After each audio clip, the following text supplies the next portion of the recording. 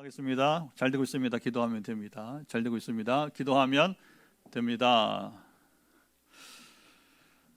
지난 주일에 이어서 우리가 고린도후서 말씀을 나눕니다.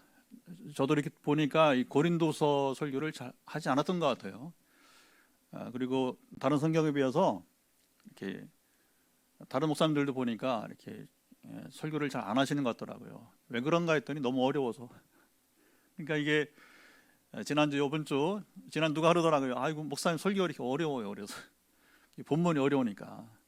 근데 우리가 여러분 음식을 먹을 때에 부드러운 것도 먹어야지만 때로는 고기처럼 딱딱한 것도 우리가 먹을 수 있어야 됩니다. 오늘까지 한 번 더 우리가 고린도서 말씀을 나눠보도록 하겠습니다. 고린도서에는 다른 성경에 볼 수 없는 사도 바울의 모습이 보입니다. 바울에게도 이런 모습이 있는가?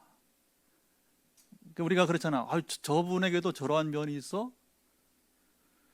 그래서 그 바울에게도 이런 모습이 있는가 생각이 들기도 합니다. 바울은 교회와 성도들을 핍박하기 위해서 시리아의 다메섹으로까지 가던 길에 부활하신 예수님을 거기서 만나게 되었어요.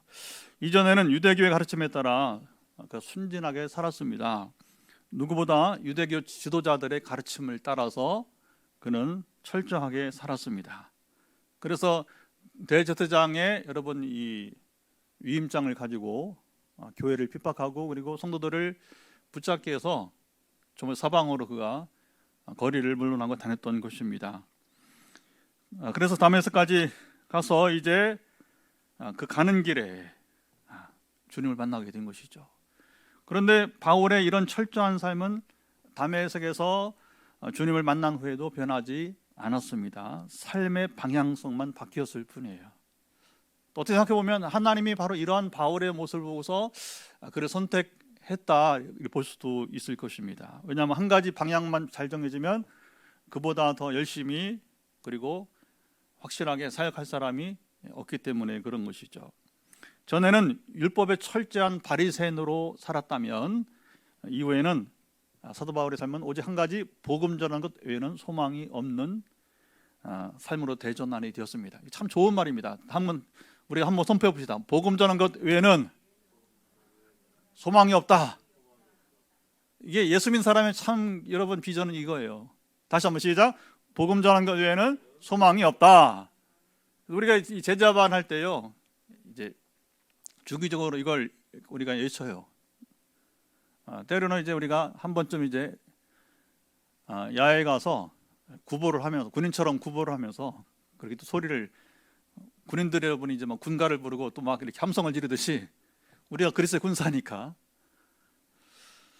자, 복음 전환자로 변신하고서도 사도 바울은 타협을 할 줄 모르는 성품에 그러니까 찔러도 피 한 방울 나오지 않단 말이잖아요. 그죠? 저 사람 정말 찔러도 피 한 방울 나오지 않을 거야. 그런 완벽주의자와 같은 모습이었습니다. 예를 들어서 선교 초기 활동 가운데 이 바나바와 갈등이 생기게 되었습니다. 바나바가 누굽니까? 바나바 때문에 바울이 이 사도로 인정받게 되는 거예요. 굉장히 중요합니다. 바나바가 이 교량 역할을 통해서 12제자에게 소개하고 바울의 경험을 이야기하고 물론 아나니아도 같이 중간에 이제 증인이 되어서 그런데 마가라고 하는 젊은이가 이 바울과 이 바나바와 더불어 선교 활동에 참여하게 되었어요. 근데 아직 어리다 보니까 중간에 좀 힘드니까 이탈해 버렸어요. 나중에 다시 시간이 지나서 정신을 차리고 다시 이 선교팀에 합류하는 과정에서 이 바울과 바나바 사이에 갈등이 생기는 겁니다. 마가는 바울의 생질 조카이기도 하면서 워낙 바나바는 바울을 포용할 정도로 그는 대단히 온유한 사람이니까 마가를 받아들이게 되는 것이죠. 그런데 바울은 이런 사람은 용납할 수 없다고. 그래서 이 갈등으로 인해서 결국에 바울과 바나바가 헤어지게 돼요.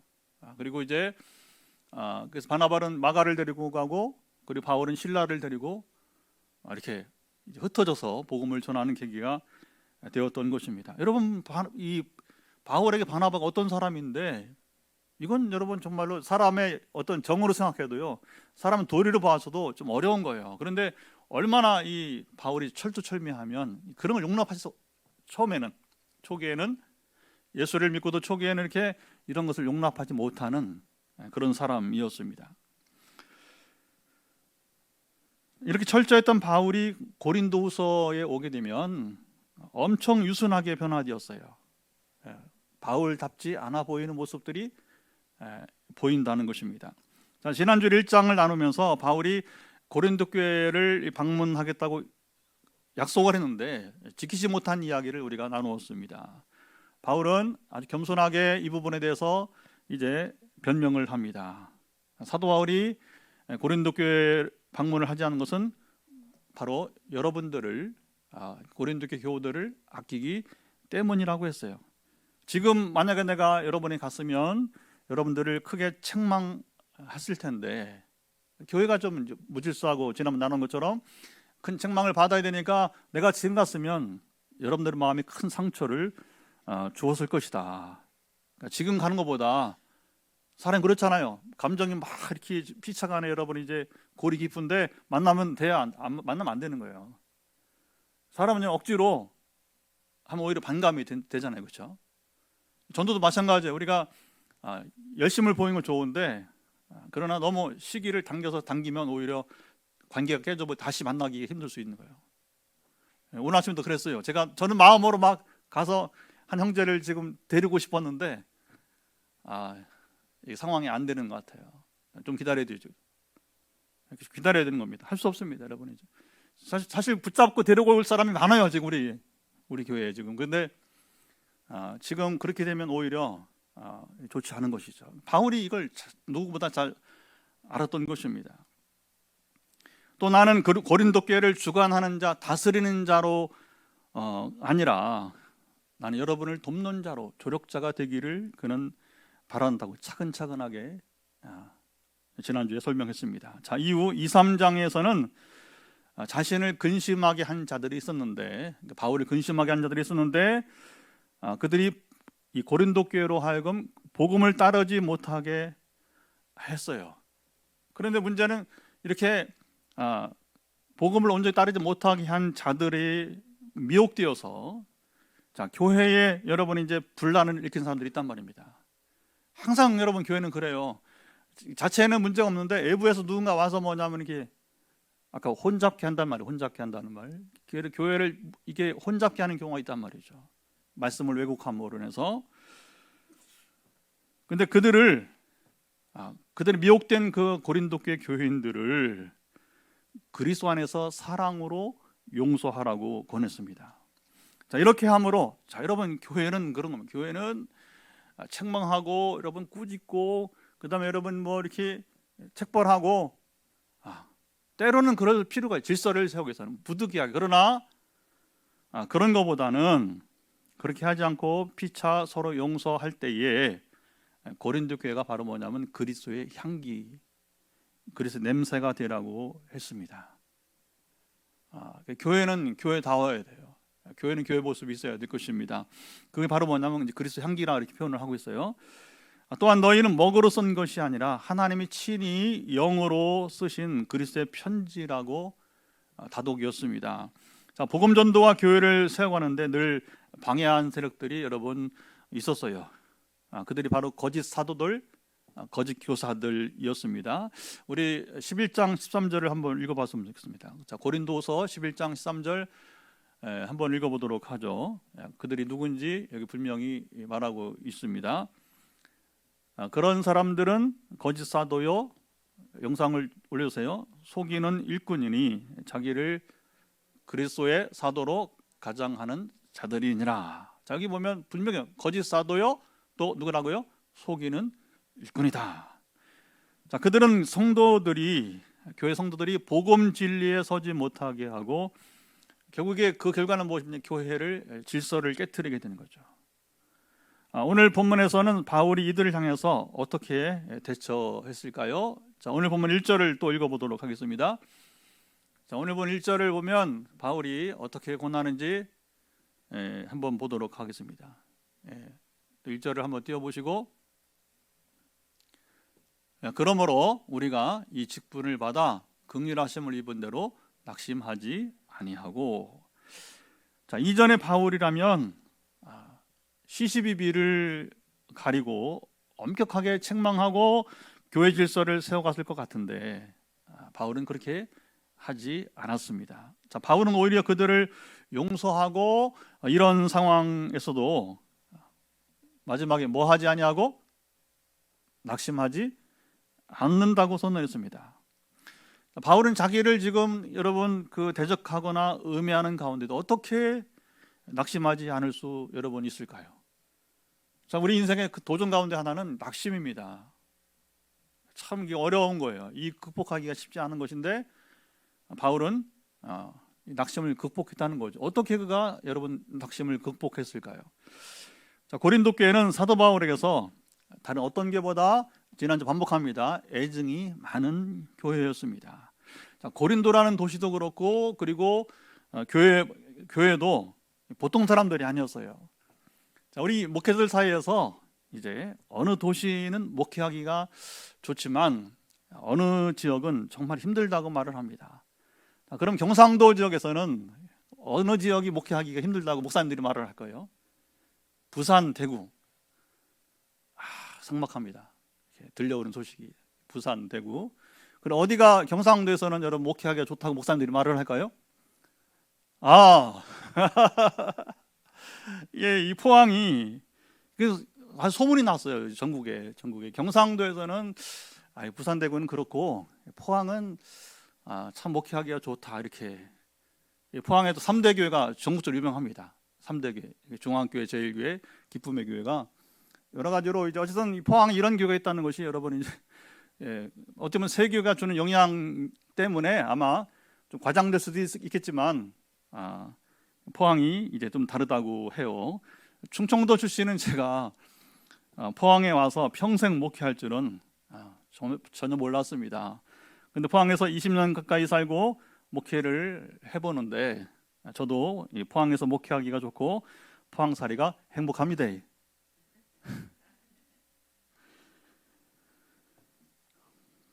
고린도는 부산이나 대구만큼이나 이게 이제 목회하기가 어려웠나 봅니다. 자, 2장 4절을 한번 읽어보도록 하죠. 자, 고린도후서 2장 4절을 또 읽어보도록 하겠습니다. 바울의 이 말을 한번 어떤 단어를 쓰면서 편지하는지 봅시다. 시작. 내가 마음에 큰 눌림과 걱정이 있어 많은 눈물로 너에게 썼노니 이는 너희로 근심하게 하려 한 것이 아니요 오직 내가 너희를 향하여 넘치는 사랑이 있음을 너희로 알게 하려 함이라. 여기 표현을 보세요. 마음의 눌림, 걱정, 많은 눈물, 근심. 이게 이 고린도 교회에서 목회했던 이 고린도 교회를 세우기 위해서 힘썼던 여러분 이 바울의 표현이란 말입니다.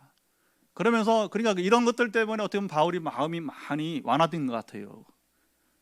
그리고 목회자는 어쨌든 교회를 세워야 되니까 그러다 보니까 너희를 향하여 넘치는 사랑이 생기게 된 것이 아닌가 생각이 됩니다. 사람은 환경이 중요합니다, 여러분. 정말 하나님께서 환경을 통해서 우리를 인격을 다듬거나 또 우리 삶을 새롭게 하는 경우도 여러분 있지 않습니까? 자, 고린도에서 복음을 전하고 교회를 세우는 것이 얼마나 힘이 들었는지 하나님께서 사도 바울이 애롭지 않도록 한 부부를 만나게 하셨습니다. 바울이 부업으로 하던 일이 있는데 천막을 만드는 일이었어요. 영어로 텐트 메이커라 부르게 되는 것이죠. 여기서 이제 바울이 왜 이 일을 했냐면 이게 지금처럼 교회가 잘 세워져서 체계적으로 재정 지원을 해주는 선교사가 아니란 말입니다. 어떤 때는 정말 아무 재정 지원이 없다 보니까 굶을 수 없잖아요. 굶을 수 없으니까 부득이하게 그가 아마 어릴 때부터 그걸 눈여겨보았는지 천막 만드는 일을 하게 되었어요. 같은 일을 하는 브리스길라와 아굴라를 이제 고린도에서 만나는 복을 여러분 받았습니다. 물론 바울을 만난 이들 부부도 역시 복이 있었습니다. 양자 모두에게 참 좋은 만남이었다는 거죠. 그래서 여러분 만남의 복은 그런 거예요. 어느 누구 한 사람에게만 여러분 복이 아니라 피차에 복이 있는 만남이 될 축복합니다. 그래서 우리 빛내리교에서 만나는 모든 분들은 저하고 만난 여러분 사이 만남이 다 이렇게 우리 양자간에 피차간에 여러분 이제 복이 있는 만남이 되기를 축복합니다. 자, 문제가 많은 고린도에서 교회를 개척하고 세우는데 1년 6개월을 보내고 지난주 말씀드린 것처럼 바울에게는 이제 꽤 오래 있었던 거예요. 1년 반은. 물론 3년씩 있었던 에베소나 갈라디아이지만 거기는 더 큰 대도시고 그리고 거기는 지역이 넓은 곳이기 때문에 그럴 수 여러분 있을 것입니다. 그러나 이 작은 한 도시에서 이렇게 오래 있는 것은 또 보기 힘든 상황이었어요. 자, 바울은 다른 지역으로 복음을 전하기 위해서 떠나게 되고요. 다른 지역에서 복음을 전하면서 고린도교 소식을 여러분 들으면서 편지를 통해서 계속 그동 교제를 이제 하게 됩니다. 물론 다른 목회자가 와서 이제 고린도교회 목회를 하고 있었고요.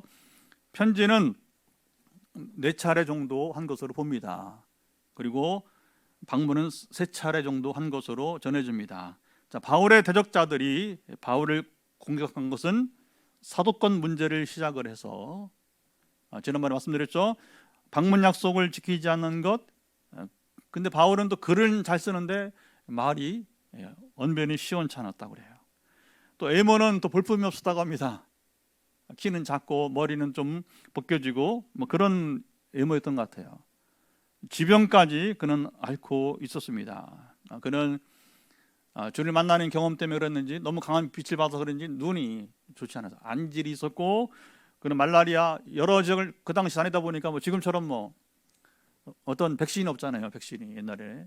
그러니까 말라리아에 걸리기도 하고 풍토병 또는 심지어는 그런 간질병에 걸리기도 여러 번 했습니다. 자, 사라비를 받지 않고 텐트 메이커가 된 것도 의심을 했습니다. 왜 돈에 욕심이 있나? 사람 의심하면 그럴 수 있잖아요, 그렇죠? 또 반대한 사람들은 늘 그렇게 또 실제보다 과장해서 말을 하기도 하고요. 또 예루살렘을 위한 구전금을 꼭 해야 하는지 바울이 아마도 저거 사익을 취하려고 하는 것이 아닌가 이렇게 등이었습니다. 바울의 마음을 더 힘들게 한 것은 이런 대적자들에게 동조한 이들이 고린도 교회 안에 있었어요. 자, 이렇게 중상모략에 시달리며 또 등을 돌린 고린도교 성도들을 보면서 바울의 마음은 여러분 어떠했을까요? 3자인 우리도 짐작할 수 있는 스트레스, 고통이 여러분 바울에게 보이지 않습니까? 사도 바울 자신은 얼마나 힘들었을까요? 여러분도 여러분 삶을 살아가면서 이런 경험을 해본 적이 여러 번 있습니까? 자, 그럼에도 불구하고 바울은 2장 6절 7절 다시 고린도 교인들 어떻게 대하는지 한번 읽어보도록 하죠. 2장 6절과 7절을 보겠습니다. 이러한 사람은 많은 사람에게서 벌받는 것이 마땅하도다. 그런데 너희는 차라리 그를 용서하고 위로할 것이니 그가 너무 많은 근심에 잠길까 두려워하노라. 자, 보통 사람이 감내하기 힘든 상황 가운데도 바울은 어떻게 저기 보세요. 용서하고 그들을 용서하고 그리고 온유와 관용으로 대하고 또 저기 보니까 또 뭐라고 합니까? 위로하고 그러면서 진작 바울 자신은 낙심하지 않을 수 여러분 있을까요? 자, 우리 삶에 오늘 여러분 우리 살아가면서 이 굉장히 중요한 얘기가 나오는 겁니다. 우리 상황들이 내가 원치 않은 상황이고 좀 꼴불견이고 여러 가지 나를 힘들게 하고 고통을 가중시키고 그런데 그들을 여러분 용서하고 또 관용을 베풀고 그리고 위로하면서 그러면 진작 나 자신은 낙심하지 여러분 않았다는 것이죠. 자, 바울이 사도권의 시비에 연루된 것은 그가 예수님의 12 제자가 아니었기 때문입니다. 사도의 자격은 몇 가지가 있었는데요. 성경 내려주시고 첫째는 예수님이 생전에 공생애 동안에 직접 부름받은 사람이라야 했습니다. 그리고 이제 예수님의 그 증인되어서 성령이 임하여서 여러 가지 기적을 행하는 등 사도의 자격 요건이 있었어요. 바울은 생전에 주님이 공생애 동안에 부르신 것이 아니고 부활하신 주님이 물론 또 동일한 주님이십니다. 동일한 예수님이 부르셨는데 또 기적을 행하는 등 그런 사도의 그 자격에 여러분 사역에서는 문제가 없었어요. 문제는 대적자들이 그것은 네 개인적인 체험이지 공중이 될 수 없다고 공격을 했던 것입니다. 항상 반대가 있으면요, 되게 뭐냐면 실제는 그렇지 않은데 그것을 이렇게 문제화시키는 경우가 여러분 있지 않습니까? 근데 공교롭게도 12제자들은 이미 아까 말한 것처럼 오래전에 바울을 사도로 인정했어요. 바나바와 아나니아의 등이 증인이 되어서 하나님은 분명히 부르신 분이다, 부활한 주님 부르셨다, 그리고 그의 모든 이 말씀이나 능력에서 사도로 자격이 전혀 부족함이 없다고 여러분 공증을 한 것입니다. 근데 이제 막상 세월이 지나가면서 이제 선교 현장에서는 또 그렇지 못한 게 있었던 거예요. 바울에게는 이 문제로 피로도가 쌓였습니다. 고린도후서에서 바울은 자신이 사도로 공증되었음을 이제 강조합니다. 그래서 1장 21절 우리 지난주 보았습니다. 하나님께서 자기에게 기름을 부으셨다고 했어요. 옛날에 제사장처럼 선지자처럼 하나님이 나를 부르셔서 성령으로 이제 기름 부으셨다는 것이죠. 그러니까 이 선택과 그리고 여러분이 이제 부르심을 분명히 하는 것입니다. 자, 바울의 사도권을 문제 삼은 것은 고린도교 성도들이 아니었고 외부로부터 온 거짓 사도들과 교사들이었습니다. 자, 바울은 자신과 고린도교 사이에 3장으로 하면 1절, 2절을 한번 보도록 하죠. 자, 굉장히 또 중요한 독특한 표현이 나오는데 한번 보도록 하겠습니다. 3장 1절, 2절 우리가 다시 자천하기를 시작하겠느냐? 우리가 어찌 어떤 사람처럼 추천서를 너에게 붙이거나 혹은 너에게 받거나 할 필요가 있느냐? 너희는 우리의 편지라 우리 마음에 썼고 무사람이 알고 읽는 바라. 자, 여러분과 나 사이에 내가 사도된 것을 내가 스스로 자천하거나 또 누구로부터 추천서가 필요 없다는 말이에요. 여러분은 우리의 편지라고 했어요. 자, 내가 사도인 것은 고린도 교회 여러분이 바로 추천사가 된다고 여러분 했습니다. 그것도 펜으로 쓴 것이 아니고 마음에 쓴 편지라고 했습니다. 모두가 다 알고 있는 사실이라고 하는 것입니다. 저는요, 목회자로서 33년째 목회하고 있는데 저는 이력이나 신학 공부나 목사 안수나 서울의 누구처럼 가짜 아니에요. 저는 진짜 하여튼 뭐 그런 있었잖아요, 최근에. 그렇죠? 그러나 여러분들이 그걸 보지 않고도 제가 20년째 포항에서 목회하면서 우리 종원사관 같은 경우는 20년째가 저를 보고 있으니까 제가 어떤 추천서를 갖지 않고도 제가 목사인 것을, 그렇죠? 이 정통교회 그리고 제대로 제가 신학을 공부하고 가르치고 또 성령 임하여서 함께하는 사람들 여러분들이 증인이 되는 겁니다. 할렐루야. 그런 표현을 말하자면 이제 여러분들이 나와 함께하면서 내가 참 목사님을 여러분들이 증인, 그게 바로 뭐냐, 여러분이 증인이다 하고 하는 것이죠. 바울은 사도라는 말 대신에 새 언약의 일꾼이라는 표현을 쓰고 있습니다. 3장 6절을 한번 읽어보겠습니다. 여러분 처음 보는 표현일 텐데 이런 표현도 볼 필요가 있어요. 3장 6절을 같이 읽습니다. 그가 또한 우리를 새 언약의 일꾼 되기에 만족하게 하셨으니 율법 조문으로 하지 아니하고 오직 영으로 함이니 율법 조문은 죽이는 것이요 영은 살리는 것이라. 자, 자신과 동역자들은 바울이 말하기를 생명력 없는 바로 율법 조문이 아니라 사람들을 살리는 영, 성령으로 말미암아 새 언약의 일꾼이 여러분 되었다고 선언했습니다. 이것은 구약의 직분과 구별하게 되는 거예요. 우리는 때로 성경 보면서 조금 잘 이해가 안 가. 왜냐하면 이게 구약 시대의 직분이 있었고 신약 시대의 직분이 있었잖아요, 그렇죠? 근데 오늘날 또 달라요, 그렇죠? 오늘날. 그러니까 직분은 시대에 따라 여러분 이게 조금씩 바뀔 수가 있어요. 바뀔 수가 있는데 그래서 새 시대가 왔기 때문에 이제는 옛날처럼 제사장, 선지자 이렇게 쓰지 않고 뭐라고 여기가 새 언약의 일꾼이라 이렇게 여기 표현하고 있게 되는 것입니다. 우리가 여러분 그런 거예요. 그래서 이 직분은 상황에 따라 시대에 따라 변할 수 있는 것인데 오늘날 그러니까 바울 당시에는 어느 직분이 참다운 직분이냐, 바로 성령으로 말미암아 일꾼된 사람이라 한다는 것입니다. 가장 중요한 오늘도 마찬가지죠. 이 시대에 정말 우리가 여러분 하나님의 영이 임하여서 이 말씀을 올바로 가르치고 그리고 성령의 능력으로 여러분 우리가 사단의 권세를 이기는 자들이 참다운 하나님 일꾼이 아니겠습니까? 할렐루야. 그게 우리 한국교회 지금 굉장히 큰 과제라고 하는 거예요.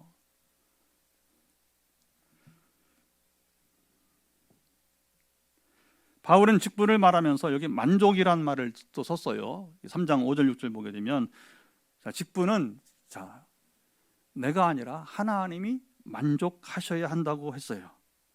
그러니까 자, 봅시다. 직분자는 하나님이 임명하시면서 또 하나님 만족하실 만한 일꾼이라야 된다는 것입니다.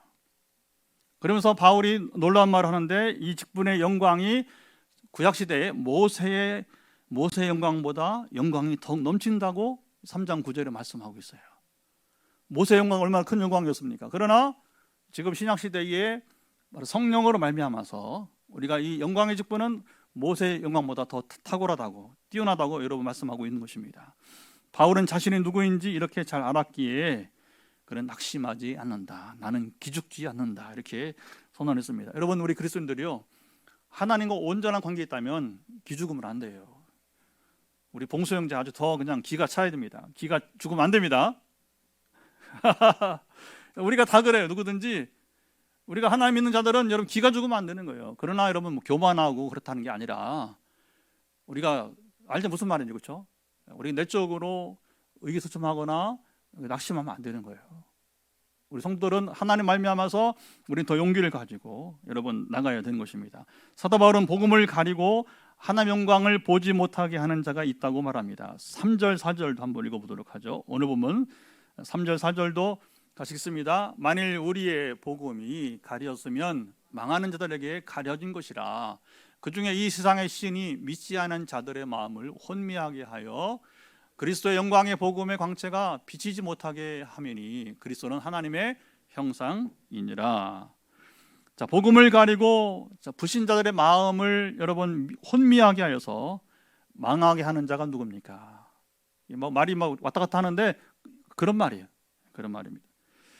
이 세상의 신 사탄이라고 하는 겁니다. 여러분, 하나님 외에는 신이 없습니다. 우상들이 신처럼 보이는 것은 바로 이 세상의 신, 바로 사탄이 역사하는 것이에요.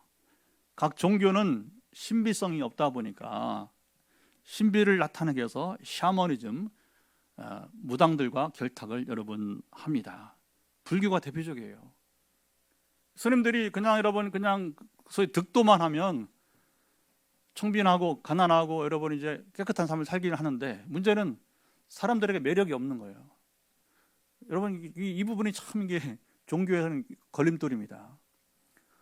왔으면 인생 문제를 좀 해결해 줘야 되는데 대화를 해도 뭐 그래요 하고 이렇게 참 안 됐네요, 이런 사람들이 여러분 절간에 오겠습니까? 안 오잖아요, 그렇죠? 그러다 보니까 이게 세월이 가면서 자연스럽게 각 종교가 신비를 위해서 귀신의 도움을 여러분 받습니다. 스스로 기독교만 신비가 있느냐고 도전하게 되는 것입니다. 사탄은 부지런히 사람들의 마음의 눈을 여러분 가립니다. 이걸 조심해야 돼요, 이 부분에 대해서. 하나님은 또 이 사탄의 역할이라는 것은 또 우리가 이 종말이 올 때까지 필요한 부분이 또 있어요. 그러니까 우리가 이 싸워서 이기면 유익한 것입니다. 근데 오히려 우리가 거기서 져버리면 뭐냐, 우리가 망하게 되는 것이니까, 아까 말한 것처럼. 그래서 사탄이 뭐냐면 종교를 가장해서, 종교를 이용해서, 그래서 뭐 불교도 있고 이슬람교도 다 뭐 시크교, 세상에 여러 종교가 있는데 보면 반드시 종교적 신비는 배후에는 사탄이 있는 거예요. 귀신이 약간의 신비를 나타내면서, 물론 사탄은 천사 출신이니까 그도 약간의 영물이니까 신비를 바라긴 하지만, 그러나 하나님의 손에는 미치지 못하게 되는 것이죠. 그리스도의 영광의 복음의 광채를 보지 못하게 합니다. 사단이 바울이 교회를 핍박하려고 다메섹으로 향하던 그날 길을 가다가 부활의 주님을 만납니다. 하늘에서 빛이 강하게 쏟아져 내렸어요. 주님의 음성이 들렸습니다. 찬란한 빛 가운데 평생 처음, 여러분 바울도 유대교인이잖아요. 유대교 여러분 말하자면 이제 종교인이었어요. 그도 아주 탁월한 여러분 그런 율법 선생이었던 것이 바리새인이었습니다. 그런데 이렇게 찬란한 빛 가운데 주님의 영광을 그는 처음 보게 되었던 것입니다. 자, 이렇게 표현합니다. 보게 되면 바울이 자기를 가리고 있던 수건이 벗겨지는 순간이었다는 것입니다. 자, 이 표현이 좋습니다. 너무나 강력한 이 체험이 전광석가처럼 바울을 변화시켰어요. 예수 믿는 사람들을 핍박하던 바울이 주님의 복음을 전하는 자가 되었습니다. 그 영광의 광채를 보아서 하나님 주신 사도의 직분을 생각할 때 바울은 복음 전하는 일을 결코 멈출 수가 없었던 것입니다. 과거 이제 자기처럼 수건에 가려져 복음을 받아들이지 못하는 자들이 가는 곳마다 너무나 많았어요. 뭐 지금도 하세요. 지금도 여러분 이제 보면 전도하러 가면 너무 많아요. 아직도 정말 이제 그 영광의 빛에 가려진 사람들이 얼마나 많은지 모릅니다. 예수가 그리스도심을 전하지 않을 수 없었습니다. 사도 바울은 자신이 이 일을 위해 택함 받은 그릇이라고 하는 자기 정체성을 언제나 잊지 않았어요. 어떤 위협과 시련이 와도 하나님의 나라를 전하는데 바울은 낙심하지 여러분 않았어요. 조금도 자기 기가 죽거나 위축되지 않았습니다. 바울은 자기 정체성에 대해서 5절에 말하고 있습니다. 오늘 보면 5절도 있습니다. 같이 한번 5절 읽어보면 바울이 우리는 우리를 전파하는 것이 아니라 오직 그리스도 예수의 주되신 것과 또 예수를 위하여 우리가 너의 종된 것을 전파함이라. 바울의 자기 정체성은 자기를 전파하는 것이 아니라고 합니다. 오직 뭐라고요? 예수가 그리스도이심을 전파하였어요. 바로 예수가 우리의 구주가 되신다는 거죠. 우리 삶의 주인이 된다는 겁니다. 그래서 우리가 복음을 전하면서 영접기도 할 때 뭐 합니까? 영접기도라는 것은 그 핵심이 예수님이 바로 우리의 구주이시오, 우리 삶의 참 주인이심을 여러분 인정하는 것입니다. 그래서 그분을 이렇게 영접하는, 마음에 모시는 것이 바로 영접기도가 되는 것이 아니겠습니까? 고린도 교회 관계에서도 오직 그리스도의 복음을 전파하는 종임을 밝혔습니다. 자, 이런 정체성을 갖고 살 때에 그에게는 언제나 낙심이 사라지게 되었습니다. 여러분, 복음은 우리 삶의 최고의 보화입니다. 이보다 귀한 것은 세상에 아무것도 없습니다. 찬송가도 우리가 부르잖아요. 주 예수보다도 귀한 것은 없네. 뭐 뒤에 가사들 여러분, 주님이 가장 보화라는, 복음이 가장 보화라고 하는 것입니다. 6절도 읽어보겠습니다. 6절 한 절 더 시작. 어두운 데에 빛이 비치라 말씀하셨던 그 하나님께서 예수 그리스도의 얼굴에 있는 하나님의 영광을 아는 빛을 우리 마음에 비추셨느니라. 창조 때 선포된 말씀입니다. 하나님께서 빛이 있으라 말씀하실 때에 말씀이 떨어지자마자 빛이 창조되었습니다. 자, 예수 그리스도를 아는 것은 여기 중요한 표현이 나옵니다. 하나님께서 우리 마음의 빛을 비추실 때에 가능하다는 메시지예요. 여러분, 그리스도를 우리가 알고 믿는 것은 어떤 수양이나 수련으로 되는 것이 여러분 아닙니다. 공부로 되는 것이 아니라고 하는 것입니다. 그래서 신학 박사가 있는데 그런 예화 들어봤죠? 실제로 있습니다. 실제로 신학 박사인데 예수를 안 믿어. 그게 일어날 수 있는 거예요. 처음에는 야, 이게 충격이다. 근데 뭐냐면 이제 신학을 학문으로만 배운 것이지 그분은 그게 신앙 고백이 없단 말이에요. 신앙 고백이 신앙 경험이 없는 것이죠. 여러분, 우리 기독교 특징은 여러분, 이 성경이나 우리 신학은 학문이 아니고 무엇입니까? 학문이 그치는 것이 아니고 이런 경험이 있어야 되는 것입니다. 하나님과의 여러분 만남의 경험이 있어야 되는 것입니다. 그게 살아있는 신앙으로 가는 것. 왜 교회가 죽느냐? 한 가지입니다. 살아있는 신앙이 없기 때문에. 여러분, 세월이 어떻게 가는다 상관없어요. 여러분, 타락한다, 코로나 속에서 결국 회개하지 않고 간다, 상관없습니다. 그럼 우리 교회가 진정으로 하나님을 경외하고, 그리고 여러분 이제 하나님 만나는 경험을 한다면 사람들이 찾아올 거예요.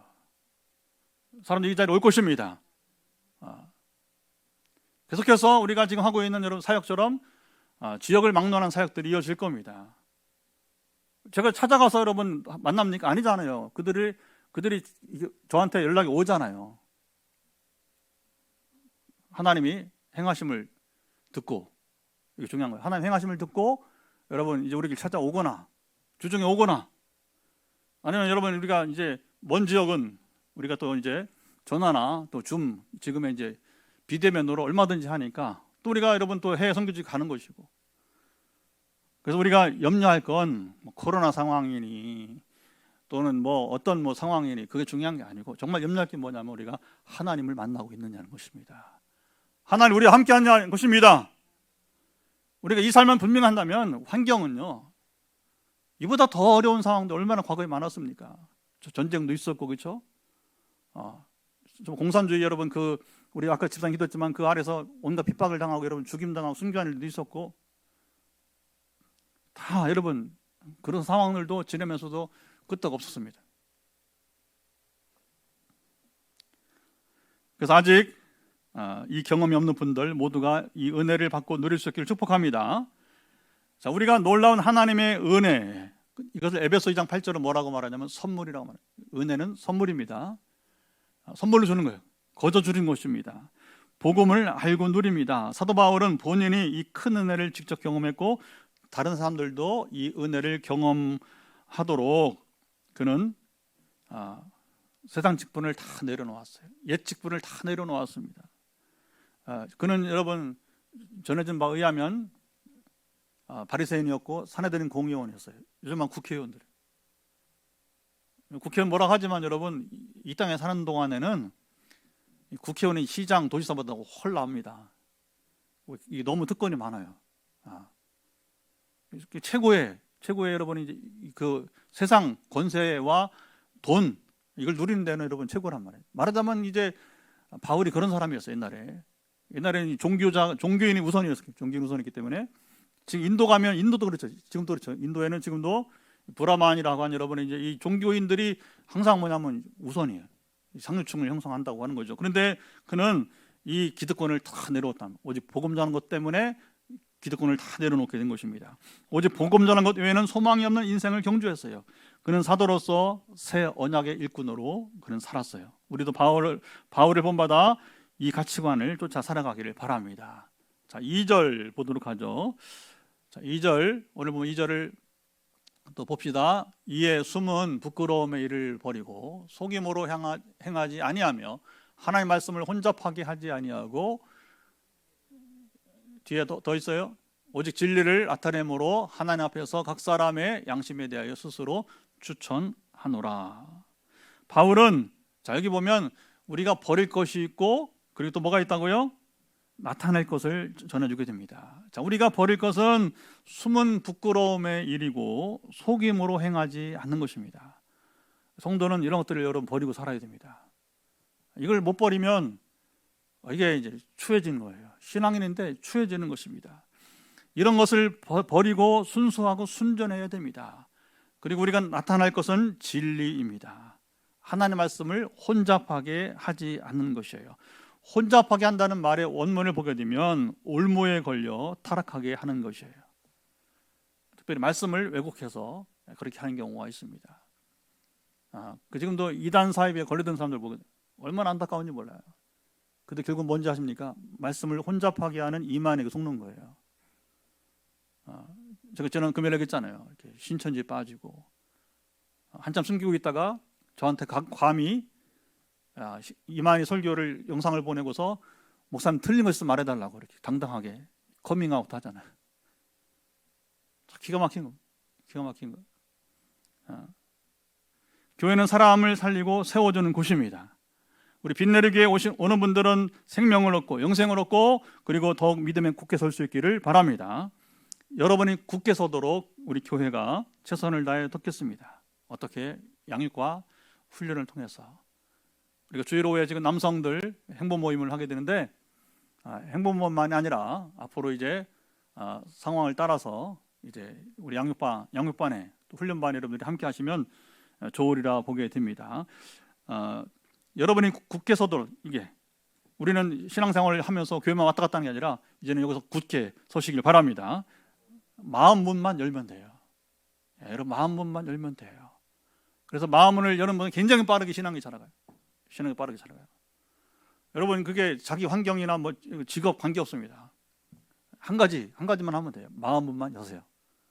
그리고 우리 김종원 씨는 나이가 많으신 분도 관계 없고 우리 태희처럼 어린아이도 관계 없어요. 상관없습니다. 마음만 열면 하나님은 여러분들 만나주시고 여러분 믿으면 굳게 서게 될 것입니다. 금주 화요일은 3.1절 103주년이 됩니다. 일제로부터 자, 해방의 소망이 없던 때였어요. 오히려 정말 일제 여름 박해가 더 심해지는 그런 때였습니다. 우리 조상들은 소망 없는 그때에도 독립 만세 운동을 전개하게 되었어요. 독립 선언문을 작성을 하고요.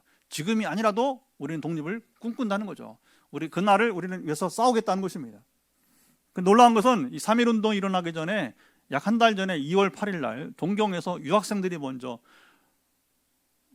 일본의 여러분 그 심장부에서 동경에서 겁 없이 뭐냐면 유학생들이 이 독립선언문을 자기들끼리 만들어서, 그러니까 이게 고모되었는지 우리 나라에서도 이제 전국적으로, 물론 이 일이 가능했던 것은 뭐냐면 교회라는 조직이 있었기 때문에 그래요. 당시에 유일하게 교회가 뭐냐면 일본의 정보망에 걸리지 않고 아주 은밀하게 뭐냐면 전국에 전혀 정말 일본이 여러분 경찰이 일본 군인들이 3.1운동 거사를 몰랐다는 겁니다. 실제로 딱 근 3월 1일 딱 당일날 당해서야 알게 된 거예요. 어떻게 전국망이 가능하냐? 교회가 전국에 있었기 때문에. 실제로 그 당시 유일한 전국망은 뭐냐, 네트워크는 교회만이 유일한 것이었다고 하는 것입니다. 하나님이 창조하신 사람의 본질은 자유적 존재입니다. 우리가 자유를 누리는 것이 여러분 하나님 창조의 참 모습이라고 하는 거예요. 죄나 어느 권세로부터 자유로운 존재가 되는 것입니다. 하지만 코로나 속에서도 사람들은 여전히 죄에서 벗어나지 못하고 있어요. 하나님이 가장 미워하시는 무당들을 찾아가고 있습니다. 그것도 기독교인들까지도 마찬가지로. 지난 주중에 저는 정말 이 자리를 받으면서 너무 충격받았습니다. 설마 했는데 그것이 사실이구나 하는 것입니다. 하나님이 주신 자유를 스스로 포기하는 사람들이에요. 여러분, 죄의 노예로 살고 사탄의 노예로 사는 자들, 그게 뭐냐면 소위 사주팔장 운명에 사로잡혀서 여기서 벗어나지 못하는 거예요. 그게 죄의 노예예요. 사탄의 노예가 되는 것이고, 그러면 이게 무슨 말이냐? 예수님께서 이런 것들로부터, 죄의 노예로부터, 우리가 사탄의 노예로부터 해방되도록 십자가에 여러분 지신 것입니다. 그런데 코로나 끝나기 전에 우리가 이것을 벗어나야 되는데, 우리가 겪고 있는 지금 시즌 어떻습니까? 여러분, 우리는 모든 고난은요 의미 있는 고난이 돼요. 고난의 유익을 얻어야 될 것입니다. 근데 우리가 뭐냐면 그 의미 있는 고난을 들리면 시편 119편 65절 72절 말씀과 같이 하나님 말씀을 고난 가운데 배워야 돼요. 배우는 것은 지식만 아니라 순종이 따라야 될 것입니다. 그런데 지금 우리 시즌을 보게 되면